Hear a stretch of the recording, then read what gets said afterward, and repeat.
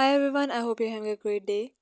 In today's video, we have the Redmi Note 15 Pro with us, and I'll explain how to fix mobile data issues step by step. So if this tutorial helps you out, be sure to hit the like button, subscribe to the channel, and turn on notifications so you never miss any update. So let's dive right in.